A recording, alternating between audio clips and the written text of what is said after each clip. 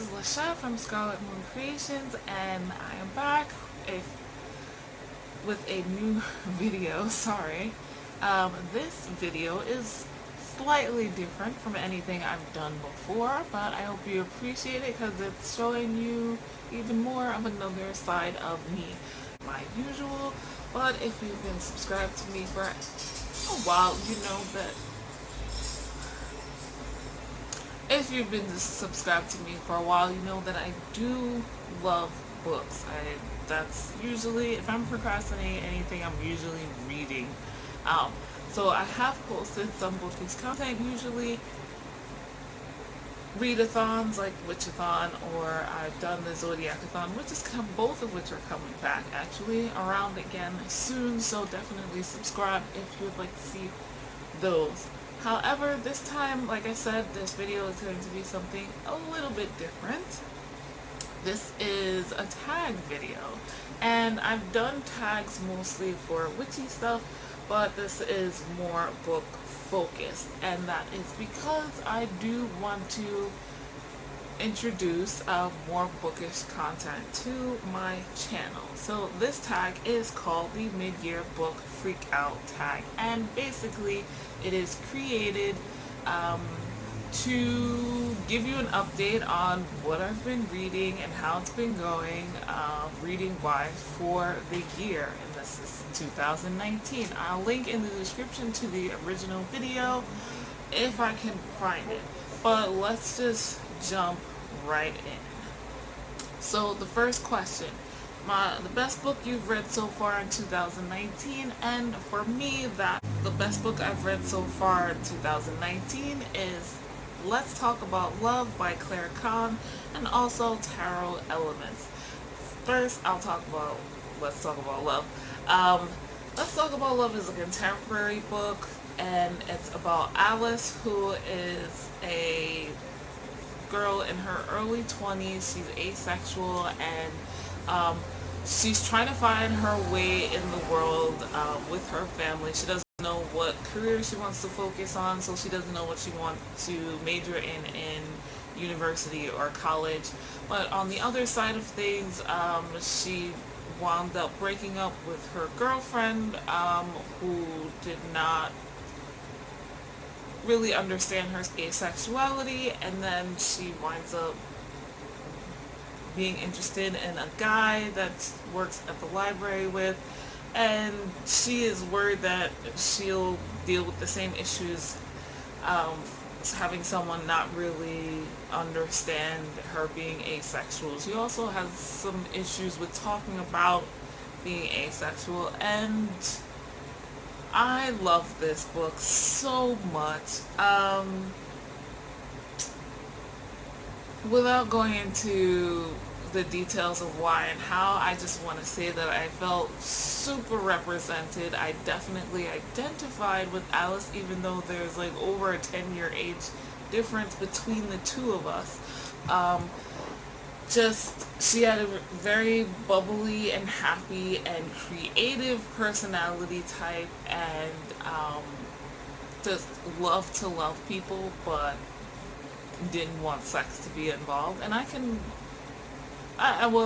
understand most sexuality types, to be perfectly honest. Everybody is different, but it was just a happy book. It was a modern book, and Alice, I can show you like the cover really quick, is an African American girl, so there's that representation as well.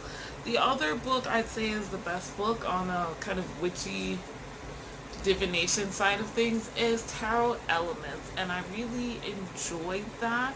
It's by Melissa Sinova, and this is her second book, I believe, the first being Kitchen Table Tarot, which I have not read yet, but this was very accessible language-wise, but also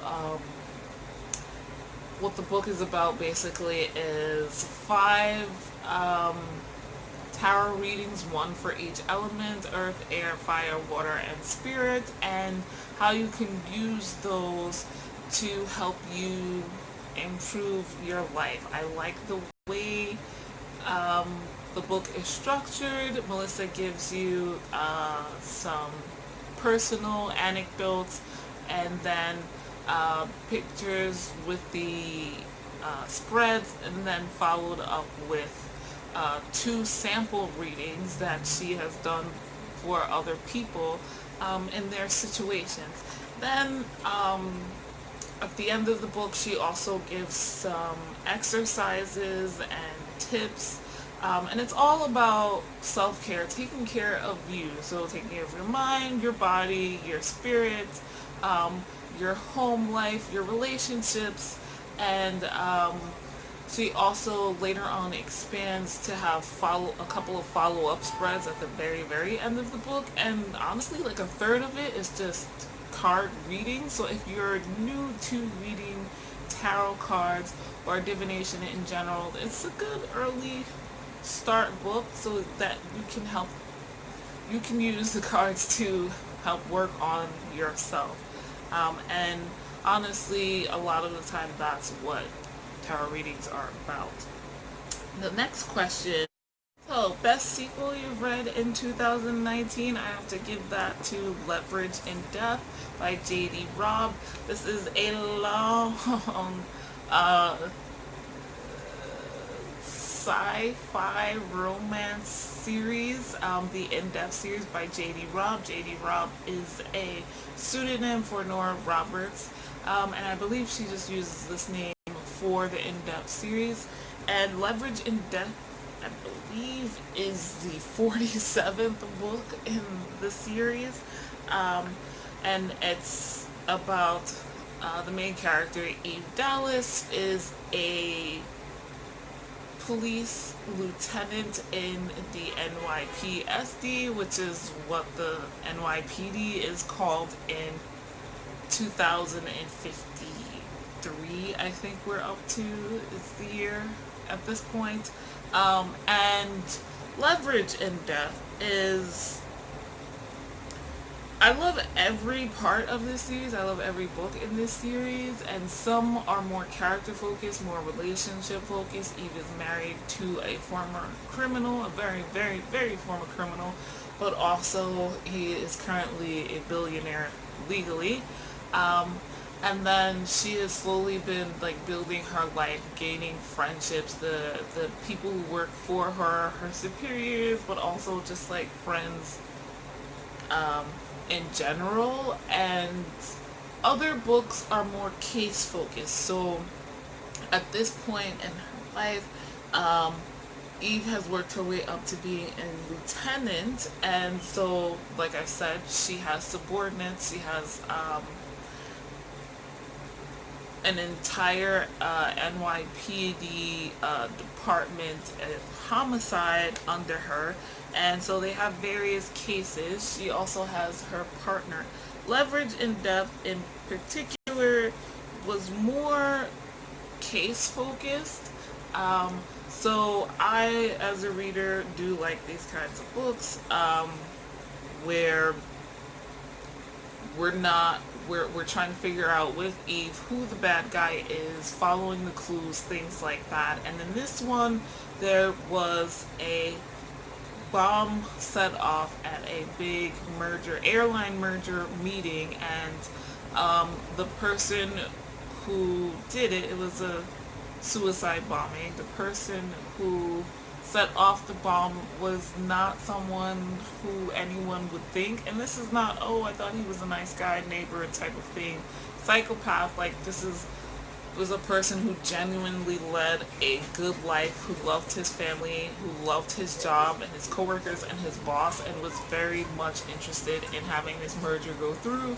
So why did he set off a bomb and injure several and kill others? That's the question, and that's what we're trying to figure out. Finding out the motives of the bad guys was very interesting. Different from what I've read before, both within the series and without. I don't have a huge amount of experience with these types of books, but like police procedural type things. But this was an interesting idea and unique, but not so much that it was just like unbelievable. Like the motives were more interesting than the bad guys themselves, and they were very well executed in their planning. So Eve and her people had to do very well to catch these criminals. So I really enjoyed that. I read a lot of series, a lot, but this particular sequel was definitely my favorite so far this year. Next up, new release I haven't read yet, but want to, and that is a witchy book actually. So the thing is, I will say this before moving on. Um, So before I answer this question, you should know that like 2018, this year I decided to participate again in the year-long challenge of Beat the Backless, which is by Novel Night. You can find a link to this challenge in my description down below. And basically this challenge means that you're supposed to be focusing on your backlist, your TBR, your to be read list, not new releases. So I have not been reading anything that has been released in the year 2019, and I do not plan on reading anything that will be released in 2019 during 2019, which is the current year. I can read them next year, but they won't be touched this year.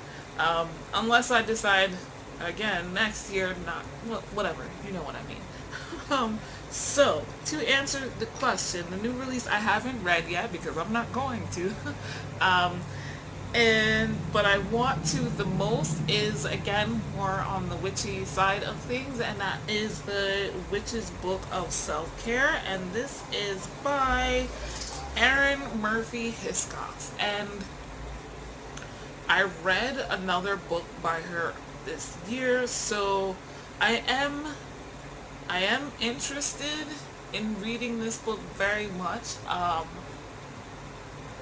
My personal practice is very much focused on self-care, and I would like to continue that. I like the idea of there being a book where it focuses on being a witch and using witchcraft for self-care, and I'm interested, very interested, in finding out what the author has to say.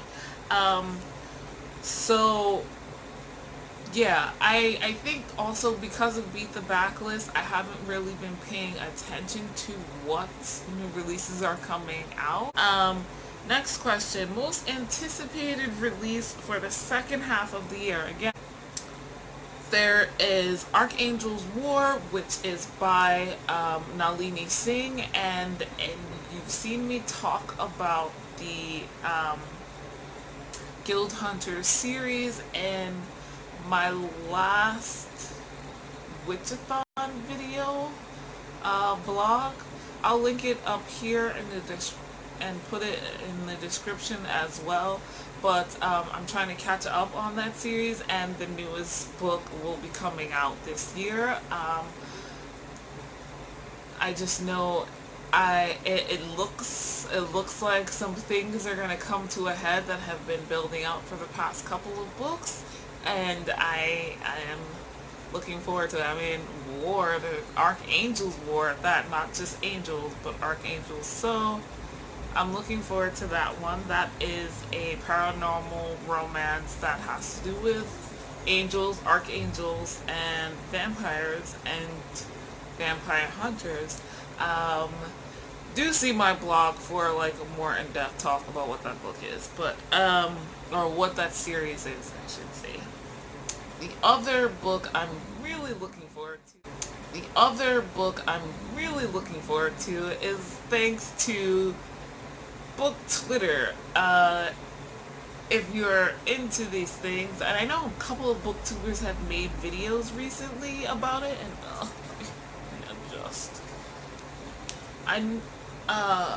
but it's mostly, it just kind of blew up on Twitter, and I just happened to be on when it happened. Lee Bardugo has a new book coming out this year called The Ninth House, and it is chock full of triggering content. And the discussion kind of started with, oh, I didn't know that this trigger was going to be in here. And this kind of like ramped up the discussion again of should authors give trigger warnings or just like a list of triggering things that might be in the book without like, this is gonna happen here, so it's not spoiling, but just, you know. So Ninth House has a list of triggering things. Lee Bardugo has said that it's a book she's needed to write. It kind of takes a lot from her own personal experience.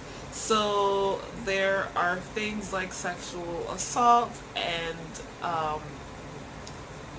drugs and all kinds of things. Unfortunately, I don't have the list of all the triggers, but maybe I'll talk about that when I actually read the book next year. But yeah, I personally, I don't know how to say this without sounding bad, but I like books with those really dark elements in there. It's cathartic to me. And in some ways it's entertaining. Um, so I'm not like, oh, I'd like to see someone be sexually assaulted because I enjoy that. No, it's just it it I don't know how to I really don't know how to say it other than it's like clearing up the darkness within me through reading.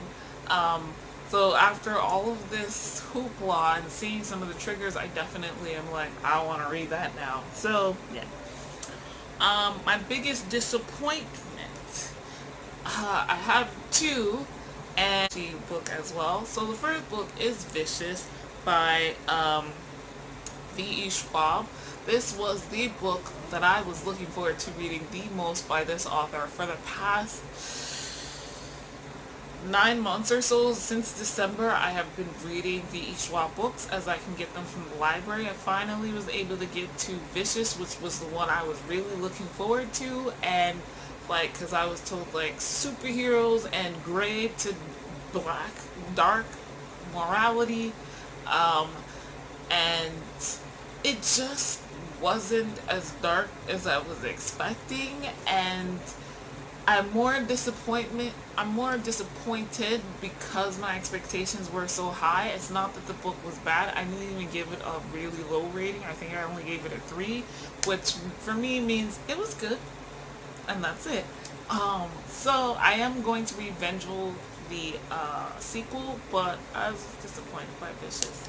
The other book I was disappointed by this year was Greenwich, and that is also obviously a witchy book, and that was by the previously mentioned Aaron Murphy Hiscox. Um, the name is a little bit difficult for some reason for me to remember and also to pronounce, so I keep like looking to make sure I get it right. This is your complete guide to the natural magic of herbs, flowers, essential oils, and more. Now, amongst the witchy and pagan community, I do know there was kind of mixed reviews about this book, and that's kind of how I feel mixed. I got more from it than I think those who gave it negative reviews did. Um, but I think 2/3 of the book is just like recipes, and I wasn't expecting that, and I don't really feel like I needed that. I needed more of like, what is a green witch, or how can you be a green witch, or how have others been a green witch, and I got a little bit of that, and then a whole bunch of recipes, and yeah. It also didn't help that I took this out from the library, so like this is it seems like, oh, you should own this book kind of thing. So yeah, I don't know how my um, new release that I haven't read yet, but I want to, which is Book of Self Care, is going to turn out, but we'll see, I guess. Um, Next up, the biggest surprise. Now I have three any of these. So the first is The Poet X by Elizabeth Acevedo, and let me tell you, that is a contemporary novel by an Afro-Latina woman who is from New York City, and the character is an Afro-Latina teenager, Xiomara, and she is Dominican and American, I believe, living in Harlem, New York City. She's a curvy girl, even though she's young. I think she's 14 or 15 in here, but like, you guys, if you're Hispanic or African American living in the United States, particularly in like the East Coast, you know our girls, we come out starting with curves pretty young. The reasons for that may vary, but I have to say that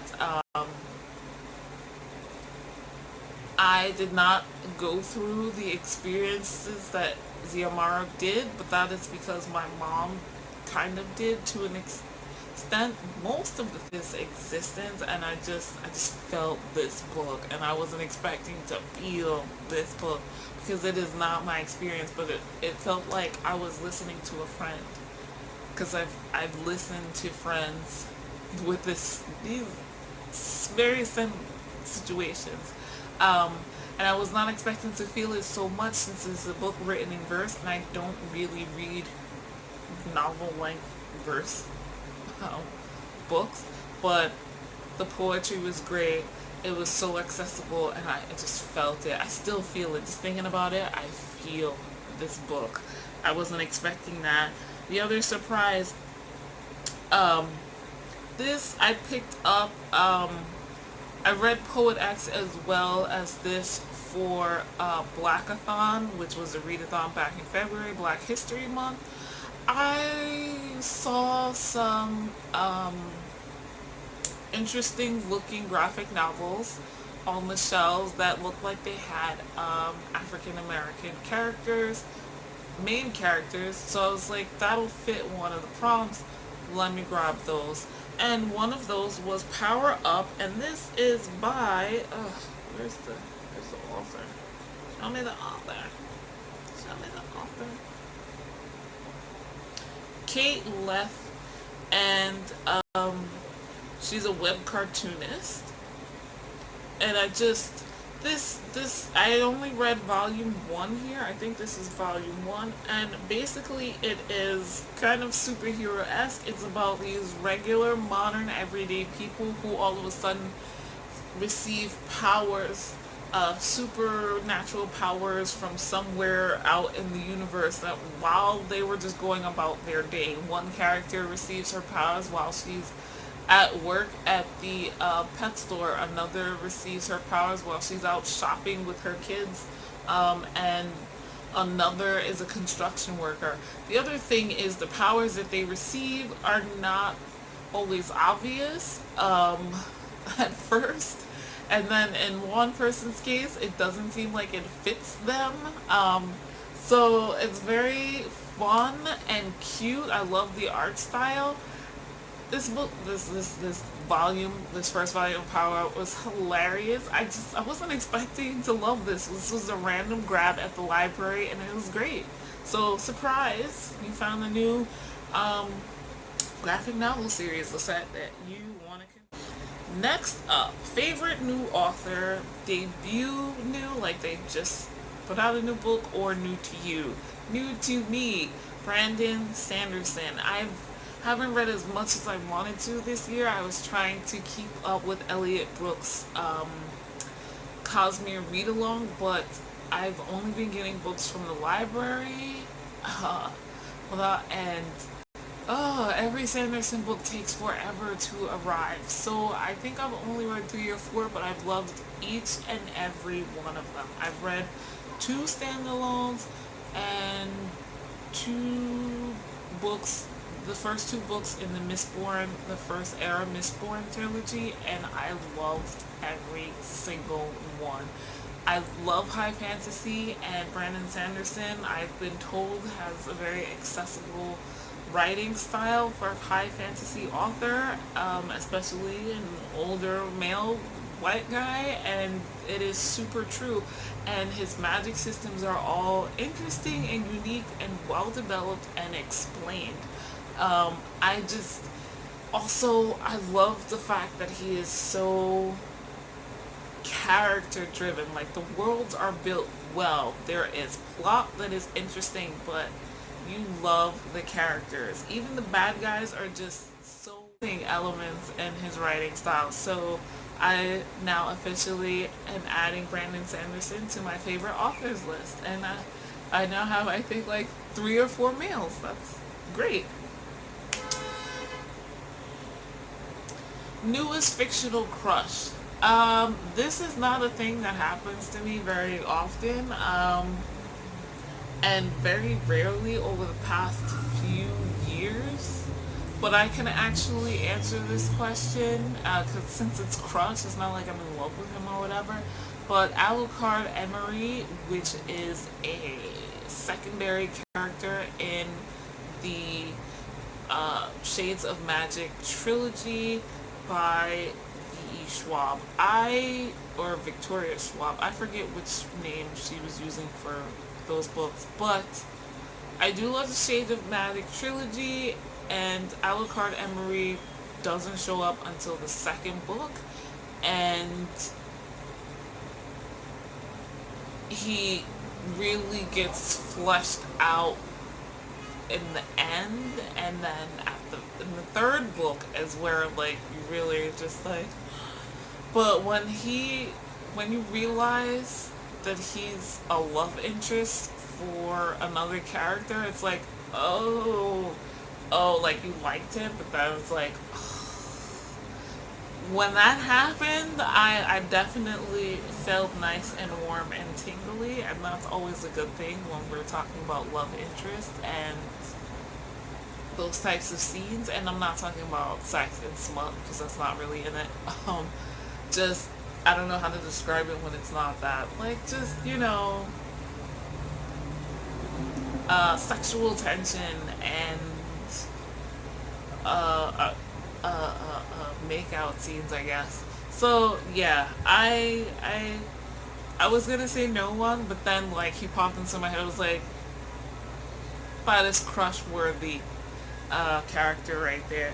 So that will probably be gone by the end of the year, to be perfectly honest. Newest favorite character, Alice from Let's Talk About Love. I love that book. I love Alice. Alice is everything in that book, and how can you not like her? Even without identifying with her, she's just a likable person. I would love for her to be real and for us to be friends. And I'm sorry if you hear the ice cream truck. That's just a way of life around here now. The next question, book that made you cry. It's hard to remember, but I do believe I cried a bit with The Poet X. Again, I told you I felt that book. I felt that book. Nothing like super bad happens, but it's just you feel for Xiomara, for X's, what she's going through emotionally, and you want her and her family to work things out, to come to a conclusion, because they love each other, they're just not understanding each other really. So I think I had a couple of tears for that one. Also for A Conjuring of Light, that is the third book in the Shades of Magic trilogy, and there's some dark times in that book, and like I said, you gotta feel for the characters. I'm not gonna say anymore, but it's the third book, things happen and you're not happy with them, you know why, but you still feel sad. So yeah. Book that made me happy. Let's talk about love. It's so good, you guys. Please just read the book. I don't know if you can tell, like my smile just gets bigger every time I mention the book. But just so it's not completely focused. So I'm not just talking about Let's Talk About Love. The other book that really made me happy this year was Soulless, and that is by Gail Carriger. This is the first book of the Parasol Protectorate series. I've been wanting to read that for a while because for years I've seen it on bookshelves near other books that I've read, and I was always like, the covers intrigued me and I was curious, but not, I just hadn't gotten to it. And then one of my favorite booktubers really likes it, so I was like, let me get that done. I actually read that last month, and I was not expecting it to be so lighthearted. It's fun, and it is a kind of historical paranormal romance. And the main character does not have a soul. She was born that way, and that leads to her dealing with vampires and werewolves in the setting of kind of what is it? Victorian London. I think it's Victorian London. I wasn't expecting to have as much fun from this book as the synopsis led me to believe. So the next question: what books do you need to read by the end of the year? Okay, so I have a list. So bear with me. The Mistborn first and second era, I definitely want to read by the end of this year. Will that happen? I don't know. We'll see how my library goes. It's the first era Mistborn trilogy that's really giving me a hard time. If I get through those three, maybe the rest of the books will be as hard. There are just not that many copies at the library, which is annoying as hell. And the Witcher series, which I'm slowly making my way through. Again, I'm a little bit behind Elliot Brooks's read-along for this year, but I'm not that far behind, so I'll definitely finish that. Drawing Down the Moon by Margot Adler is a witchy book that lots of pagans in general, witches and Wiccans specifically, recommend. I've been wanting to read this book for years. It just was never really in bookstores when I was constantly buying books, and now that I don't buy as much to save money for other things, I just haven't gotten around to reading it, but I want to move it up on my TBR priority list to get that read because I am super interested and intrigued. Next, Tower of Dawn and Kingdom of Ash from the Throne of Glass series by Sarah J. Maas. I've read all of the other books. I might have to reread some, but I don't think so. When I think about it, I remember, I think it was Empire of Storms just before this. I remember how that ended, which is the most important part, and so I just need to get Tower of Dawn, get that read, and then Kingdom of Ash. Ugh. And then I will be done with the Throne of Glass series. Throne of Glass series. Good lord. The complete works of Sherlock Holmes. I have this ebook that I have slowly, painstakingly been working my way through for the past several years, and this year I haven't read any of it. I really just want to finish. They're good. I think it's just because it's the complete works, I get sick of Sherlock Holmes and then take a break for like a year. I don't want to do that again. So I want to finish that. And lastly, I want to catch up on all of the Shingeki no Kyojin, Attack on Titan volumes that are currently out and translated into English. This is a Japanese manga which is written and illustrated, I think, by the same guy. If it would come up, Hajime, and I might be Hajime Isayama, and just wow. It I'm caught up on the anime, but I was ahead of the anime as far as reading the manga. I need to know what happens. Like I'm not completely happy with where things had switched perspectives starting with volume 22, but I still want to know what happens. I recently finished volume 24 and Aaron is back on the page, so I'm like, okay, because now I understand the motives of the bad guys. I need to. I'm still rooting for my kids from the beginning, so I need to know. This is one of the best manga and anime in particular, that I have ever read and watched. The world building, the characters, oh, the voice actors, the drawing, the artwork. It's all just so good. The motivations, the politics.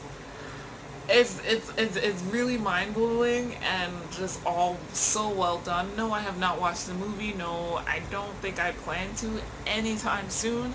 But I do want to finish or catch up on all of the currently translated manga that are out, manga volumes. So, last question: favorite book community member, and I have to give that up to Becca from Becca and the Books. At this point, I realized when answering this question, I was like, I don't know. I watch every single video she puts out. I find her entertaining in and of herself. I like the variety of reading that she does. Bookopoly this year took things to the next level because I was watching her for most of last year, but I didn't watch every single video. I like her reading vlogs. I like how direct she is in what she likes and what she doesn't like, but she explains it very well. Sometimes there's a good critical reason, and other times it's an emotional reason or personal, like that's not my style kind of thing. Like I don't like short stories or things like that. And I like that I can agree to disagree with her on stuff that just don't click, that we don't agree on. I like that. I don't need to like everything she likes or love everything she loves. I just enjoy listening to her talk about books. I appreciate that she has a full-time job as well as her own small business where she creates candles and body butters, and it's somewhat similar to mine, like they're adjacent. So yeah, and I appreciate how organized she is with like the stats and coming out with videos on a regular basis. So yeah, like she could do no wrong. There's no video that I don't like from her, and I appreciate that she's in that sweet spot of popularity on YouTube where she doesn't reply to every comment, but it replies to quite a few of them. But her channel is not catering to her followers. It's for her primarily first, and I like that. I like that idea. So yeah, Becca is my favorite person in the bookish community at this moment. So do go check out her channel. I've linked it above and in the description down below. Thank you so much for watching. Let me know if you've read any of the books that I've talked about. How are you guys feeling about this whole ninth house controversy that's going on? And what do you think about my newest favorite author, Brandon Sanderson? Because yeah, so thanks so much for the video, and please subscribe if you are new. There will be more videos that are book focused. Also, if you like bullet journals and the closer to the more original format, not just book content or book focused, subscribe, like this video if you liked it. I'd really appreciate it. And if you are interested in all natural bath and body products, specifically witchy focused ones, do find my Etsy shop in the link in the description below. Thank you so much for watching. I'll see you in the next video.